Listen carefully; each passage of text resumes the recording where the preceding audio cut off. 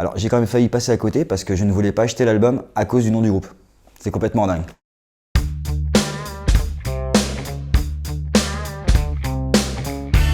Je m'appelle Franck, on me connaît aussi sous le nom de Kifran. Je travaille au Craspec Music en tant que responsable et programmateur et je suis aussi musicien. L'album de ma vie, c'est Ill Communication des Beastie Boys.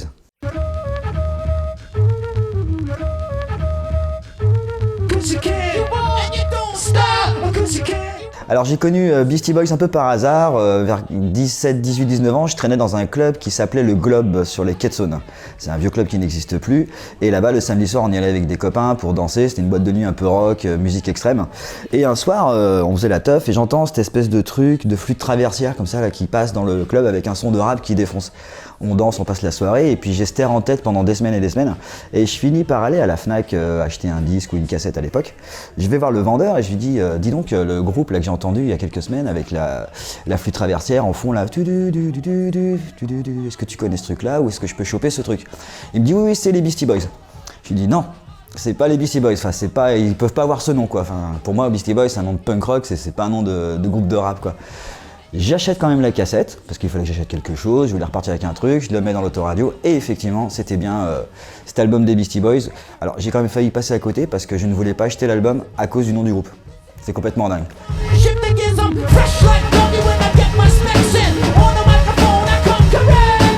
Et c'est comme ça que je suis tombé dedans, j'avais 18 ans ou 19 ans, je sais plus, en 95 je crois. Et je suis complètement tombé amoureux de ce groupe. Piste 2, ça envoie Tough Guy. Piste 3, on revient sur du rap. Et pour moi, c'est un album complètement fou du fait de ce mélange de style, d'univers, de passer du coq à l'âne comme ça en claquant des doigts, tout en ayant tout le temps la classe. Voilà moi comment j'ai découvert Beastie Boys. Une anecdote super un peu rigolote, c'est que j'avais pas capté que c'était eux qui jouaient le titre Sabotage, qui est aussi sur cet album avec le clip de Spike Jonze qu'on connaît tous là, cette espèce de parodie de Starsky Hutch. Pareil, j'avais vu le clip un jour, j'avais pas percuté que c'était Beastie Boys qui jouait aussi sur ce disque.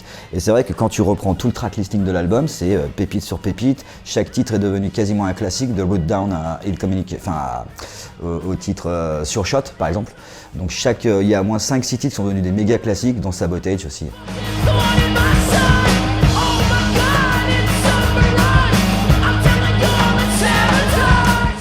C'est l'album de ma vie puisque c'est l'album où j'ai compris qu'on n'était pas forcément coincé dans un style musical. À l'époque, j'étais très gros son, grosse guitare, et puis j'aimais aussi le hip-hop, mais j'avais pas trouvé la synthèse, même s'il existait déjà des Red Hot Chili Peppers, Rage Against the Machine, Urban Dance Squad, ce genre de choses. Pour moi, la synthèse n'était pas faite, et la synthèse, elle est faite sur ce disque et le précédent qui s'appelle Check Your Head, où là, vraiment, d'ailleurs, ces deux disques se suivent dans la disco des Beastie.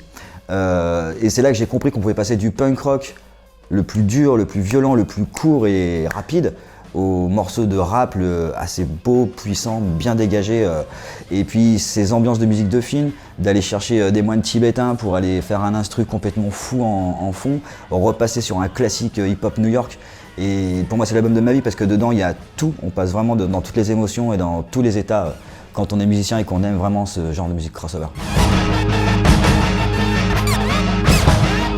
Ça m'a complètement inspiré dans les différents groupes dans lesquels j'ai joué. Ça m'a inspiré surtout, pas au terme de la voix ou de faire comme eux, mais ça m'a inspiré dans le sens où je me disais, chouette, en fait je peux vraiment faire ce que je veux finalement si j'en ai bien envie. Si je veux chanter, hurler ou rapper, allons-y. Et puis le mélange peut se faire, ça existe, c'est pas non plus incongru quoi. Du jour où j'ai découvert les Beastie Boys, je me suis senti tout de suite plus cool. C'est con, mais je te jure que c'est carrément vrai. J'ai toujours eu ma façon de tenue vestimentaire particulière, j'ai toujours été très comme ça, c'est jamais un déguisement quand je me sape.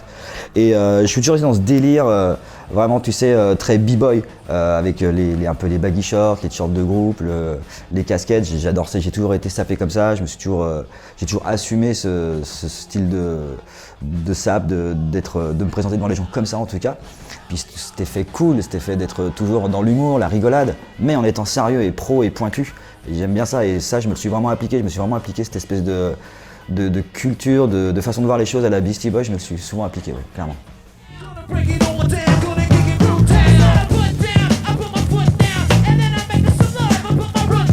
Déjà le morceau Sur Shot qui ouvre l'album, avec cette flûte traversière là, qui a été repris sur un classique de la funk. Déjà parce que c'est le premier morceau que j'ai découvert, je suis tombé amoureux du clip, Je suis tombé amoureux des couleurs qui étaient proposées dans cet univers clippé de Spike Jonze.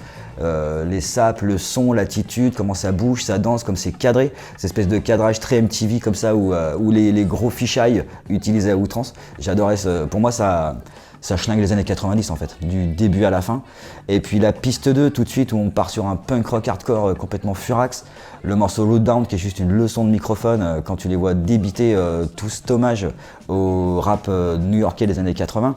Le morceau Sabotage qui est un méga classique aussi, très crossover, on sait jamais trop ce qui se passe dans ce titre, très rock, très noise. Et ouais, c'est vraiment les pistes que j'ai envie de sortir le plus souvent. Ouais.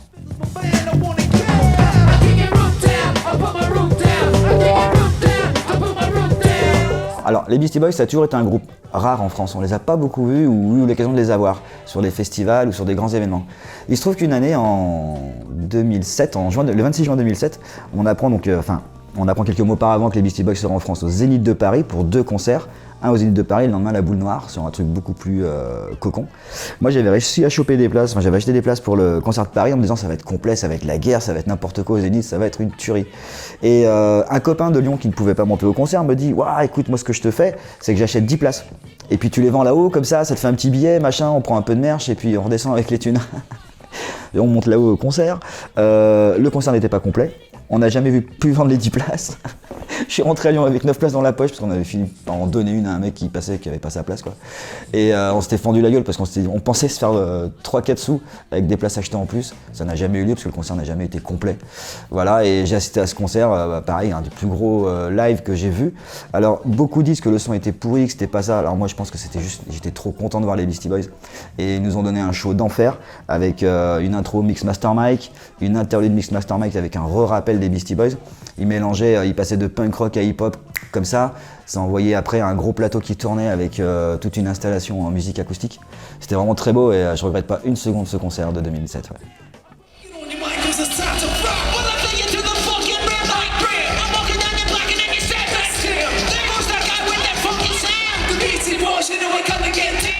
Je sais que ce groupe a une discographie vachement balèze quand même, puisqu'elle commence en 86 et elle finit en 2015-2016, juste un peu, non, ouais, même avant.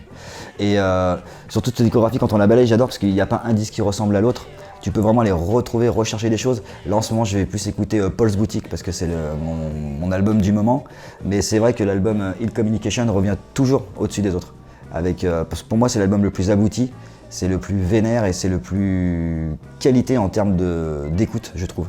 De la piste 1 à la piste 19 et quelques, à la fin, quand tu arrives à la fin, tu as tout écouté, tu as balayé tout le spectre.